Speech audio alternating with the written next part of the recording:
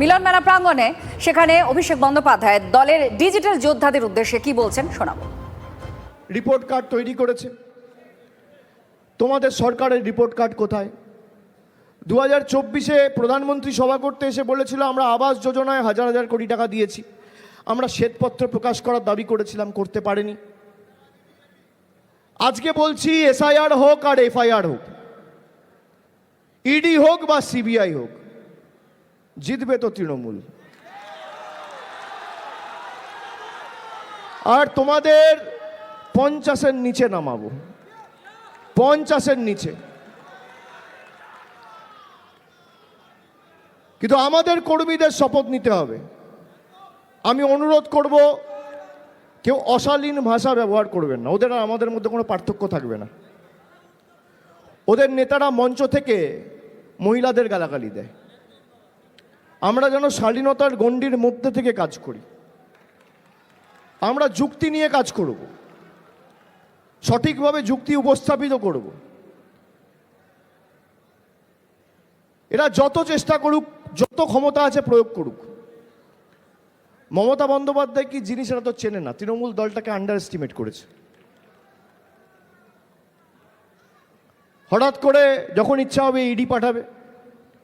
একদিকে ইডি পাঠিয়ে বিরোধী নেতাদের কণ্ঠরোধ করো, আর একদিকে ইলেকশন কমিশন মানে ইসিকে দিয়ে মানুষের মৌলিক অধিকার কেড়ে নাও। একদিকে ইডি আর একদিকে ইসি, আর অন্যদিকে মা মাটি মানুষ।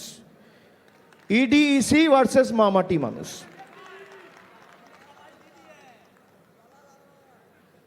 দিদির শক্তি তো আপনারাই, দলের শক্তি তো আপনারাই।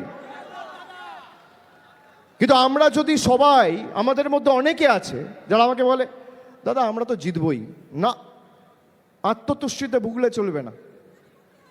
ওভার কনফিডেন্সের কোনো জায়গা নেই। আমি জিতব, কিন্তু আপনারা যদি সবাই মিলে খাটেন, পরিশ্রম করেন, 100% দেন, তাহলে বিজেপিকে 50-এর নিচে আমরা নামাবো। এটা তখনই সম্ভব হবে যদি আপনারা সবাই মিলে খাটেন। এটা করতে হবে। এদেরকে উচিত শিক্ষা দিতে হবে। আমি আপনাদের ছোট্ট একটা তথ্য দিচ্ছি। এই যে আইপ্যাকের অফিসে রেড হলো, আপনারা দেখেছেন সবাই, আজ থেকে 2-3 দিন আগে। এবার বিজেপির নেতারা বলছে যে কয়লা কাণ্ডে ইডি তদন্ত করছে, ইডি রেড করবে, তাতে আপত্তি কোথায়? কোনো আপত্তি নেই। আপত্তি দুটো জায়গায়। আমি বলছি আপনাকে, এগুলো আপনাদের যুক্তি সহকারে মানুষকে বোঝাতে হবে কোথায় আপত্তি।